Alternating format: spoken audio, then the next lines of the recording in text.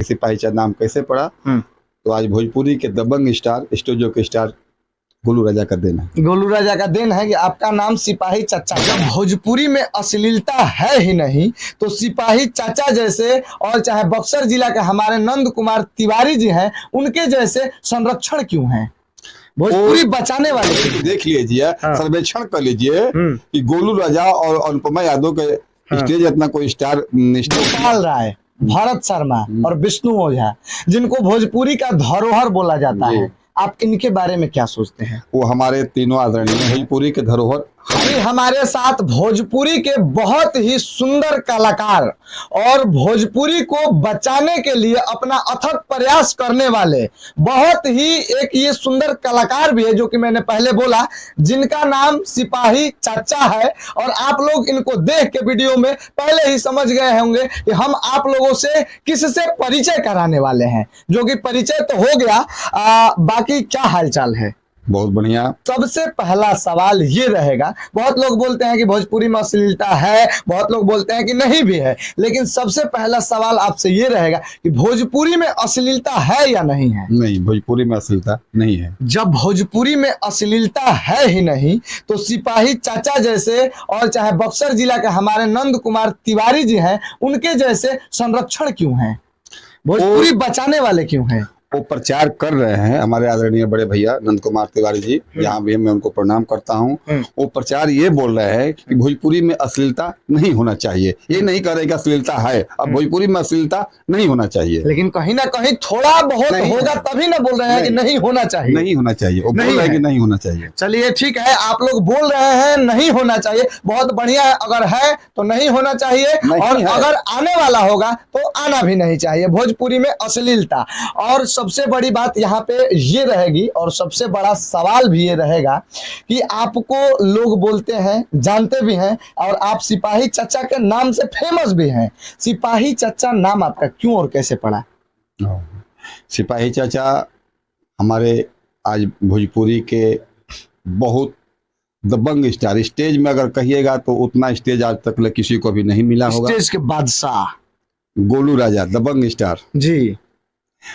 आज वही मेरा बेटा भतीजा जो भी कहिए, आज गोलू राजा का ही देन है कि जो मुझे लोग सिपाही चाचा, कलाकार हों चाहे पब्लिक भी, सर सिपाही चाचा जा रहे हैं। कभी कल तो ऐसा होता है कि हम किसी को पहचानते भी नहीं है और लड़का से आप सिपाही चाचा हैं, तो हम आश्चर्य मान जाते हैं कि भाई आता नहीं, आप सिपाही चाचा है ना, तो ऐसा लगता है।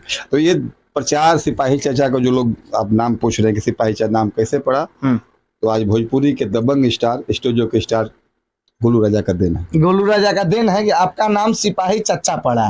लेकिन इनका बहुत बहुत धन्यवाद, और इस बात पर भी कि क्योंकि बहुत सारे लोग ऐसे होते हैं कि जो आगे बढ़ जाते हैं और जिनके पीछे कुछ लोगों का हाथ रहता है, वो ऐसे खुल के नहीं बोलते हैं कि हमारे पीछे इनका नाम है, नाम रखने वाले ये हैं। सही बोलेगी नहीं ये बताइए? अरे तो गोलू जो है बच्चा, वो आज हम उस परिवार से, गोलू से हम 10-11 साल से जुड़े हुए हैं। जो बच्चा था, इतना बड़ा बच्चा था, तब से मैं उसके साथ में हूँ। तो हर मंच पर हम लोग जाते थे साथ में, हम जाते थे, हमारे बड़े भैया गोलू के पापा भी जाते थे, तो हम लोग जाते थे मंच पर, सिपाही चाचा सिपाही चाचा सिपाही चाचा। तो जो लोग और वहाँ पर बड़े कलाकार थे, वो लोग भी चाचा चाचा कहने लगे। तो इसी तरह से सिपाही चाचा नाम ही पड़ गया। अच्छा, भोजपुरी में सिपाही चाचा क्या नया करने वाले हैं, या भोजपुरी में क्या बड़ा करने वाले हैं? अभी तो हमारा प्रयास जारी है, भोजपुरी बचाओ का नारा हम लगाए हुए हैं, और आरती न्यूज के बैनर तले हम कलाकारों को, अच्छे अच्छे लोगों को सम्मानित भी कर रहे हैं। भोजपुरी बचाओ, भोजपुरी बढ़ाओ, भोजपुरी बचाओ का मुहिम भी चला है, और मुहिम चल भी रहा है। भोजपुरी बचाओ और भोजपुरी बढ़ाओ। अच्छा, ये मुहिम कहाँ तक सफल लग रहा है सिपाही चाचा? अभी तो हम लोग शुरू कर दिए हैं, बहुत से लोग मिले हुए हैं, और बहुत लोगों से भी मिलना है, इंतजार हम लोग कर रहे हैं, और जैसे जैसे लोग मिलते हैं उन लोग को हम लोग सम्मान करते हैं। लेकिन आपसे हम ये पूछेंगे, कुछ कलाकारों के लिए, जो कि नए कलाकार, नए सिंगर होते हैं, और कुछ पब्लिक के लिए, जनता के लिए भी, जैसे कि बहुत सारे नए कलाकार आते हैं, नए सिंगर आते हैं, और आने के बाद शायद 2-4 गाना अच्छा गाते हैं, उसके बाद अश्लील गाना गा देते हैं, और वो गाना हिट हो जाता है। उन कलाकारों को क्या बोलेंगे, और उस पब्लिक को क्या बोलेंगे जो पब्लिक उस गाना को हिट कराती है, ना कि अच्छे गानों को? जो छोटे छोटे कलाकारों की बात कर रहे हैं, शायद शुरुआत करते हैं, छोटा नहीं बोलेंगे, शुरुआती कलाकार तो बोलेंगे। शुरुआती कलाकार कहिए चाहे छोटे कलाकार कहिए, अगर वो कलाकार 8 गाना 10 गाना कैसे गा रहा है, एक गाना में आज के डेट में कम से कम 25,000 30,000 का खर्च पड़ता है ऑडियो और वीडियो बनवाने में। अगर वो 10-20 गाना कर चुका और उसका गाना नहीं बजा और एक गाना कोई क्लिक कर जाता है तो लोग कहते हैं कि गाना अश्लील हो गया। ये नहीं देखते कि 20 गाना वो जो गाया 25,000 30,000 लगा करके अच्छा गाना गाया, देवी गीत हो, सावन हो, लोकगीत हो, होली हो, वो गाना नहीं बजा। लेकिन एक गाना उसका अगर बज जाता है माई की कृपा से तो लोग उसको तंग कर लेते हैं कि ये अश्लील गा दिया, ये अश्लील गा दिया। तब तो इसका मतलब पब्लिक दोषी है, बिल्कुल दोषी है कि वो ऐसे अच्छा गाना नहीं क्लिक करती है और बुरा गाना जो होता है, थंबनेल भी बुरा रहता है, लग जाता है देखने से कि बुरा गाना, वो क्लिक कर देती है। 30 गाना हो गाया, एक बार भी उसने पूछना नहीं कोई जाता है कि आप 30 गाना गाया है, आपका गाना क्यों नहीं व्यूअर बढ़ता है।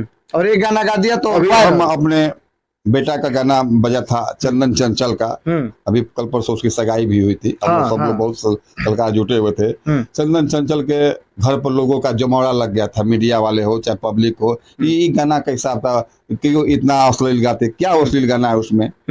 उसमें भोजपुरी दुअर्थी होती है, 2 भाई हैं, एक भाई पटना में रहता है, एक भाई की छोटा सा शादी, जो छोटा भाई है शादी होता है, बड़ी उसकी भाभी घर में रहती है, छोटा जैसा आप ही जैसा छोटा सा एक देवर रहता है। वो देवर अपने नए शादी है, मस्ती कर रहा है, वही पत्नी देख करके बोलती है कि देखिए हमारा देवर ढोनी चटना है। इसी पर कभी ने गाना बनाया था, तो यही बात कर दिया कि ऐसे हो गया वैसे हो गया, ऐसा कोई बात नहीं था। चलिए ठीक है, अभी तो इस गाना पे हम नहीं बात करेंगे क्योंकि इस गाना का दौर ही चला गया है, दौर ही इस गाना का चला गया है, तो अभी फिर उसको ट्रेंडिंग में लाना ये सही बात नहीं है कहीं से। एक सवाल रहेगा, क्या आप लोग छोटे कलाकार को या जो गरीब कलाकार होते हैं उसको आगे बढ़ाने का काम करते हैं? बिल्कुल बिल्कुल। जो सक्षम नहीं हो पाते हैं खुद से गाना गाने। आज वैसे भी कलाकार है जिसके पास किसी कलाकार राइटर से गाना लिखवाने का पैसा की जरूरत पड़ता है, कोई रिकॉर्डिस्ट जाता है करवाने के लिए, उसको वहाँ भी पैसा की आवश्यकता पड़ती है, एल्बम का रेजिंग करवाने के लिए पैसा की आवश्यकता पड़ती है, वीडियो बनाने की आवश्यकता पड़ती है। वैसे कलाकार को सिपाही चाचा आगे बढ़ाते हैं, आगे बढ़ाते हैं। आपका बहुत बहुत धन्यवाद। अच्छा, आप गोपाल राय, भरत शर्मा और विष्णु ओझा, जिनको भोजपुरी का धरोहर बोला जाता है, आप इनके बारे में क्या सोचते हैं? वो हमारे तीनों आदरणीय हैं। हमारे उसमें तो एक रिलेशन से हमारे श्री विष्णु ओझा जी आते हैं। गोपाल भैया हमसे 4-5 क्लास सीनियर भी थे, और भरत शर्मा जी भी अच्छे जान पहचान के हैं। तो ये लोग भोजपुरी के धरोहर हैं, और आज भी है।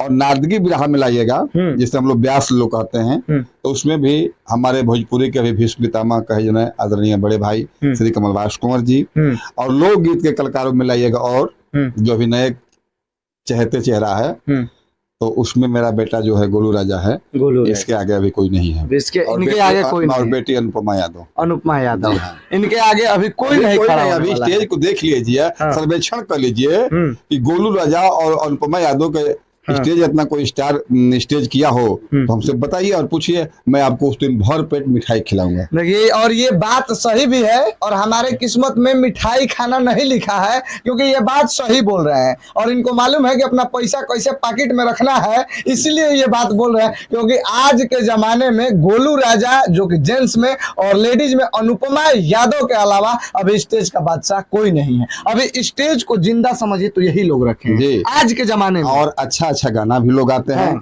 और पब्लिक मांग भी करती है कि अनुपमा और गोलू, जहाँ गोलू हो वहाँ अनुपमा हो, जहाँ गोलू हो, तो जोड़ी भी हिट लगती है।